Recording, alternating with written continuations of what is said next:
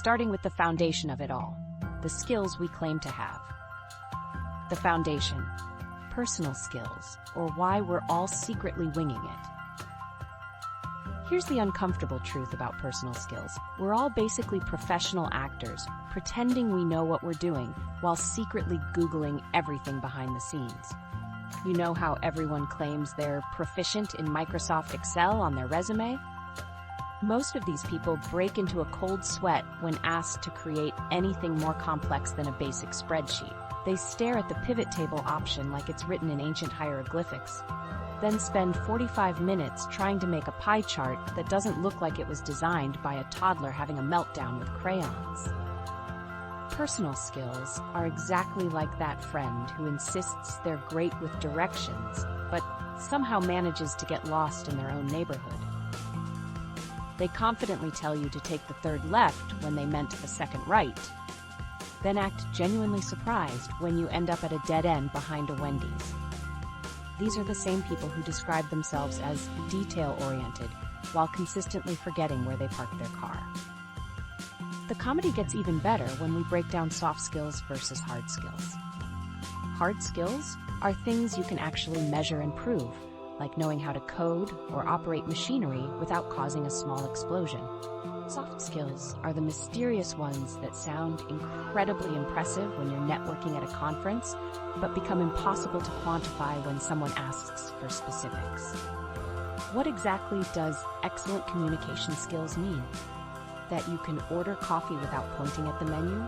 That you've successfully explained why you're late to work without mentioning that you spent 20 minutes looking for your keys that were in your hand the entire time? Take the classic workplace skill of being a team player. This usually translates to smiling politely while internally screaming during group projects, where one person does all the work, another person takes all the credit, and the third person somehow manages to contribute nothing while still getting invited to the celebration lunch. Being a team player means nodding enthusiastically during brainstorming sessions while thinking about how you could solve the entire problem in half the time if people would just stop talking and let you work. Then there's the absurdity of trying to master skills you genuinely hate. Self-help books love to tell you that organization is the key to success. But what if your natural habitat is controlled chaos?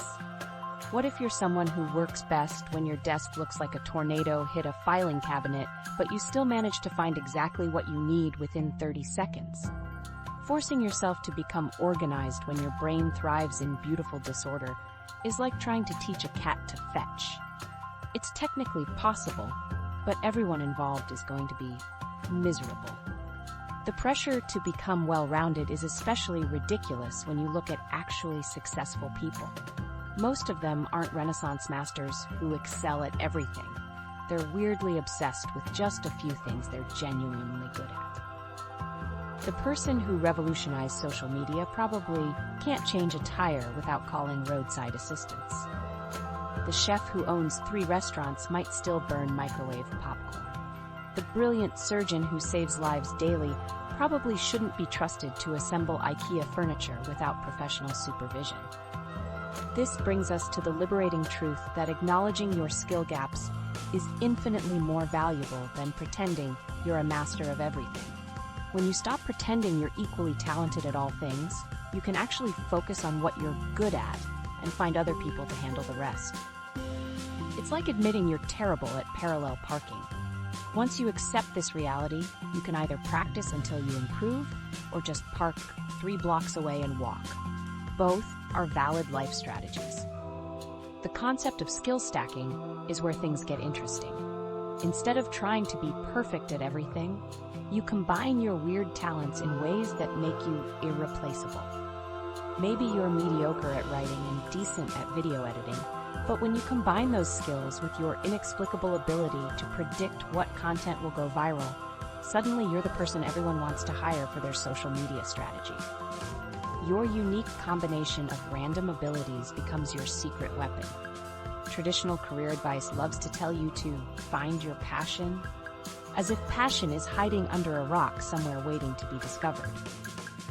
But what if your passion is watching true crime documentaries while eating cereal for dinner? What if you're genuinely excited by spreadsheets, or you find deep satisfaction in organizing other people's digital photos, or you have an unusual talent for remembering everyone's coffee order? These might not sound like traditional career paths, but they're still valuable skills that someone, somewhere, needs. The beauty of personal skills is that they don't have to match anyone else's definition of impressive. Maybe you're incredible at diffusing tense situations with humor, or you have an uncanny ability to remember faces and names, or you're the person who can explain complicated concepts in simple terms that actually make sense. These skills might not have fancy names or certification programs, but they're the ones that make you indispensable in real-world situations. Consider the person who's technically skilled but has the personality of a damp towel, versus someone who's moderately skilled but can make anyone feel comfortable in a room full of strangers. The second person is going to have more opportunities, better relationships, and probably more job security. Technical skills get you in the door, but personal skills are what make people want to keep you around.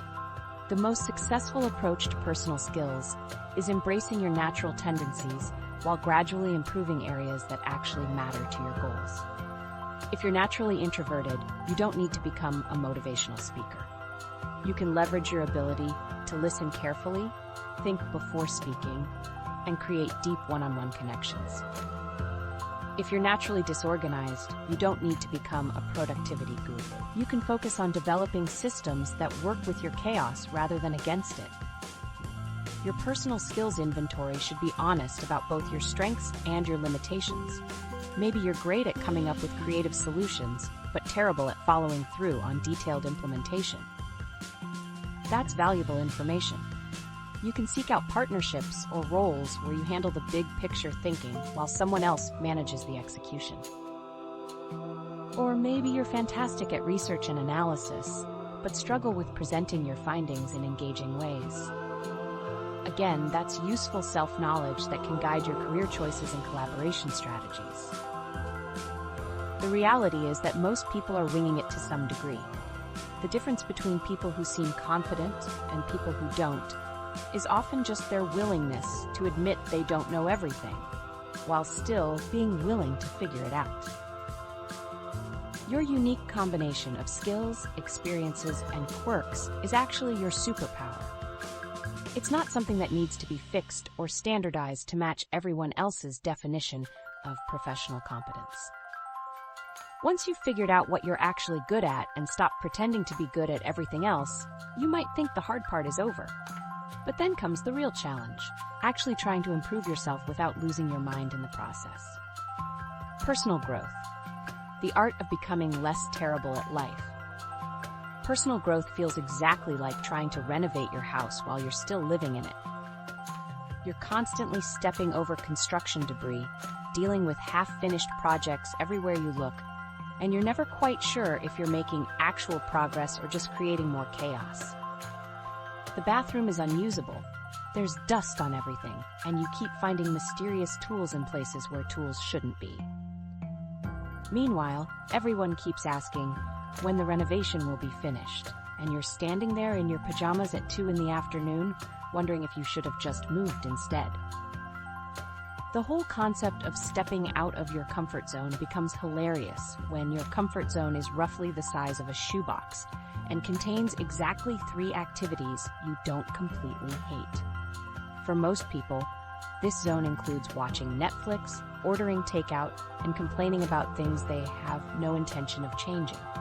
Personal development experts act like expanding this zone is as simple as deciding to try new things, but they clearly haven't experienced the genuine terror of ordering something different at a restaurant you've been going to for 5 years.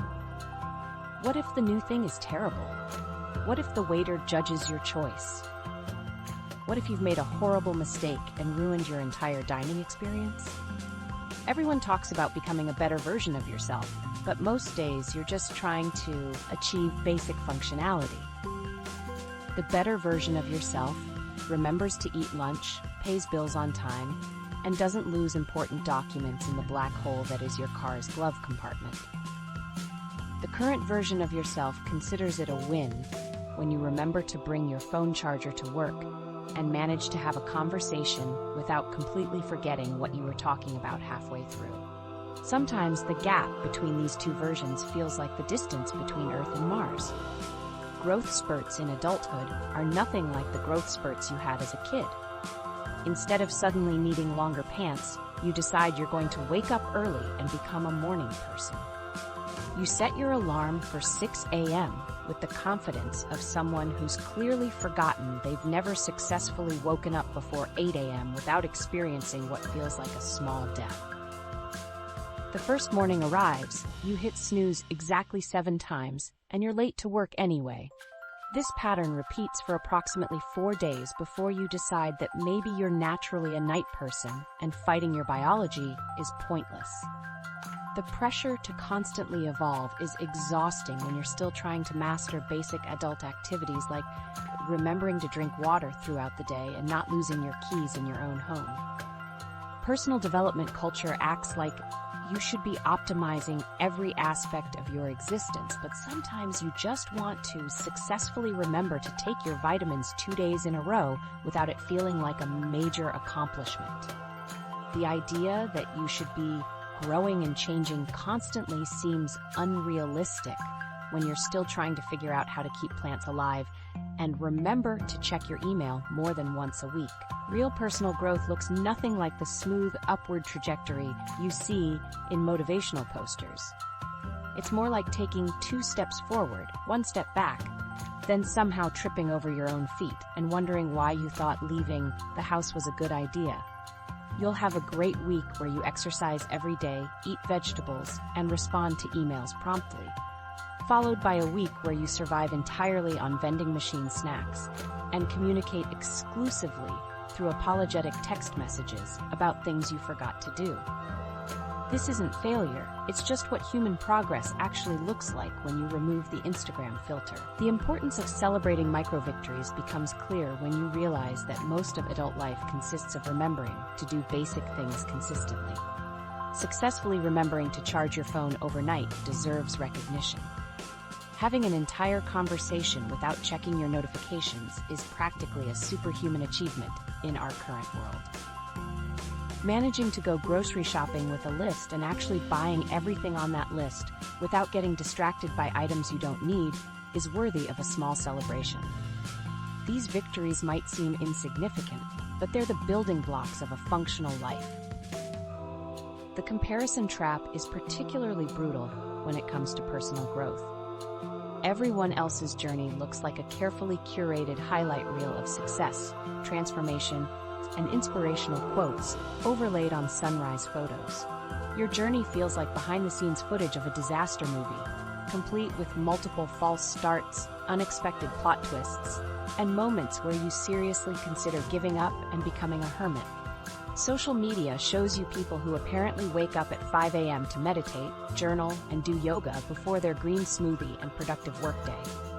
Meanwhile, you're proud of yourself for remembering to set your clothes out the night before, even though you still ended up late because you couldn't find matching socks. The people who seem to have mastered personal growth are usually just better at hiding their struggles, or they've been working on their issues for longer than they admit.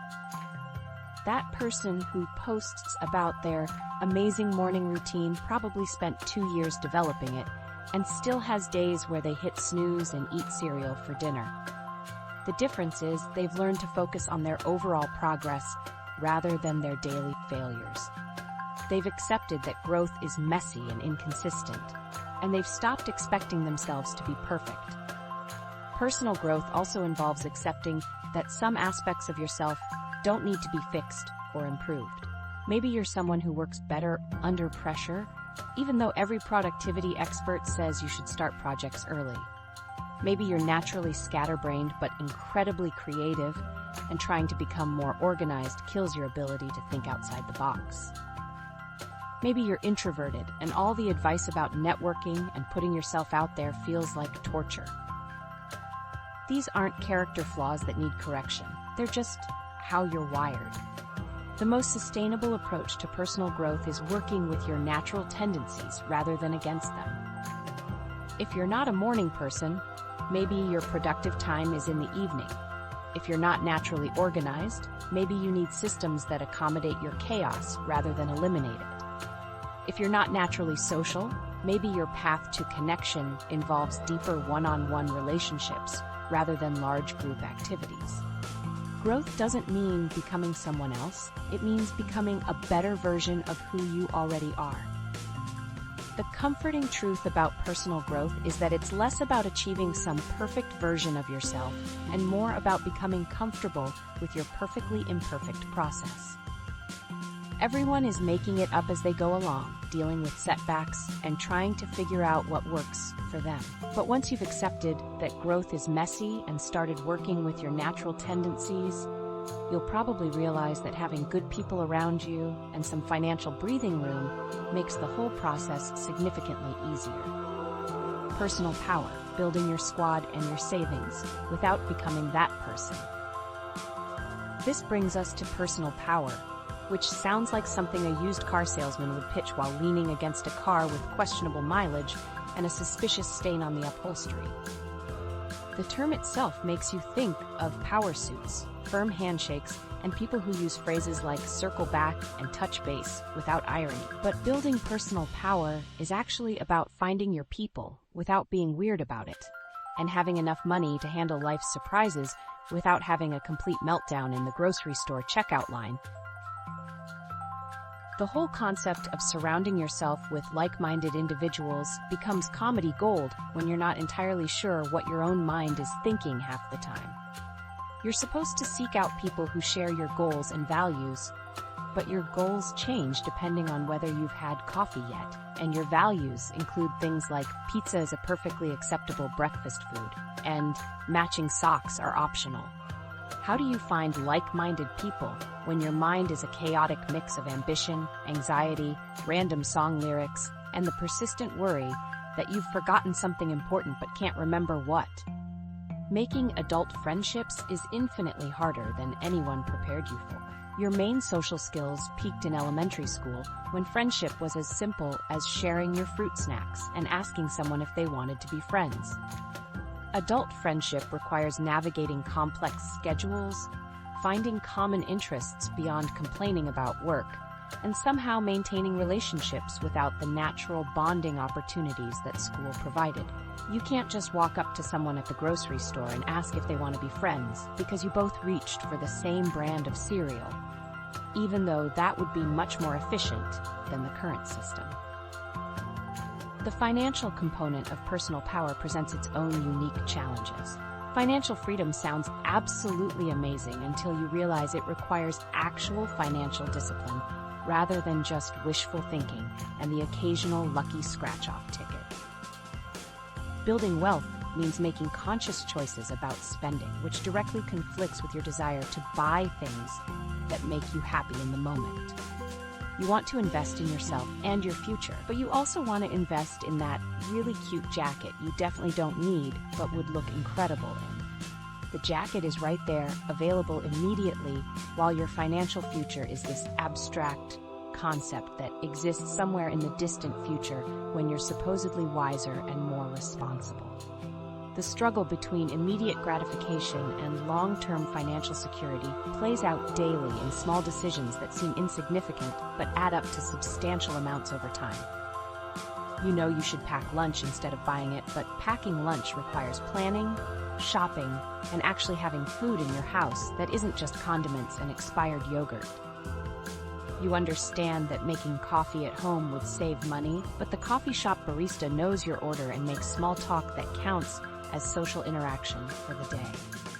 These choices seem minor individually, but they represent the constant tension between living in the moment and securing your future.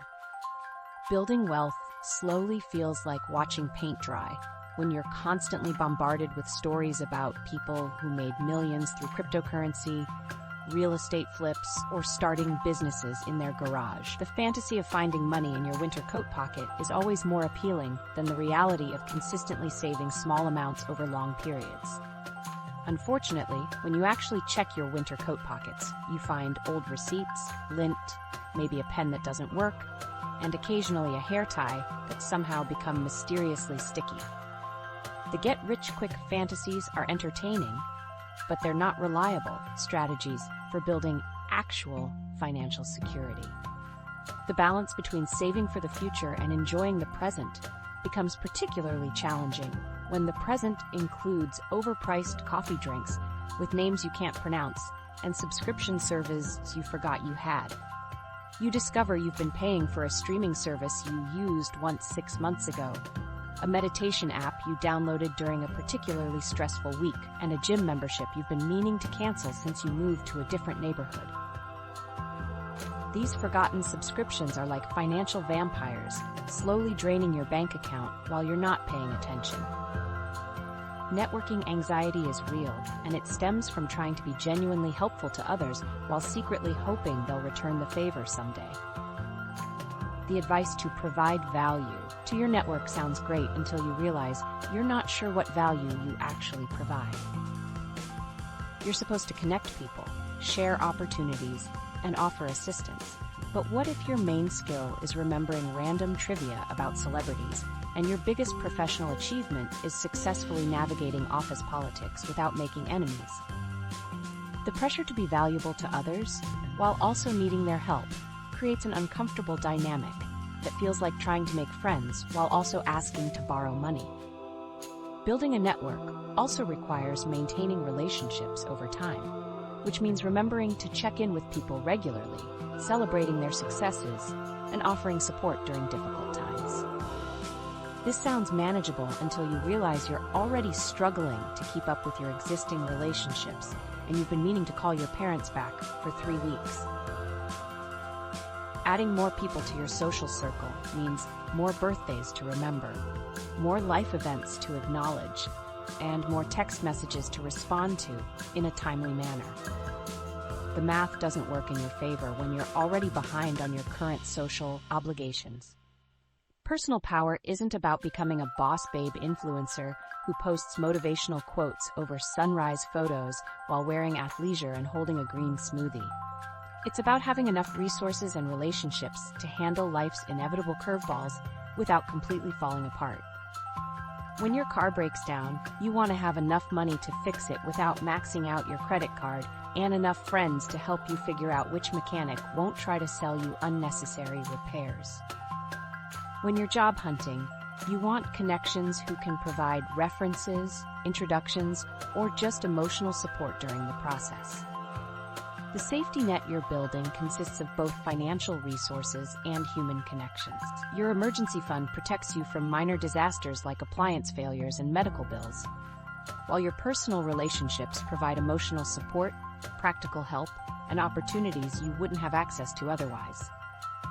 Both components require consistent investment over time.